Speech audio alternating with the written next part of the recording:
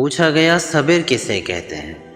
جواب ملا جب تمہاری آنکھیں آنسوں سے نم ہوں مگر تمہاری زبان پر شکوہ نہ ہو اور دل اس بات کی گواہی دے رہا ہو کہ اللہ جو کرتا ہے بہتر ہی کرتا ہے۔ لوگ آپ کی اچھائی کو تب تک یاد رکھتے ہیں جب تک آپ ان کی مرضی کے مطابق چلتے رہیں۔ انسان کے جسم کا سب سے خوبصورت حصہ دل ہے۔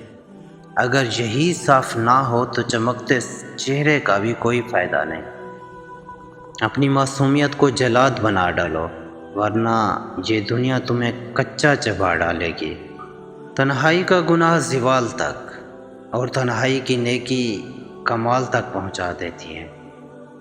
قرآن کی خوبصورتی یہ ہے کہ تم اسے بدل نہیں سکتے مگر یہ تمہیں بدل سکتا ہے۔ مجھے کیا حق ہے کہ کسی کو مطلبی کہوں، میں تو خود مصیبتوں کے وقت ہی اپنے رب کو یاد کرتا ہوں۔ اور پھر کبھی پرانی یادیں تازہ ہونے پر دم گھٹنے لگتا ہے۔ کائنات کی سب سے مہنگی چیز احساس ہے جو دنیا میں ہر انسان۔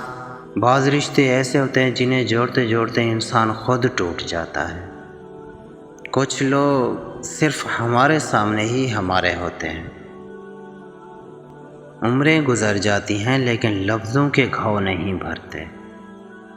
جو اللہ پر یقین رکھتے ہیں اللہ تعالیٰ ان کے لیے وسیلہ بنا ہی دیتا ہے۔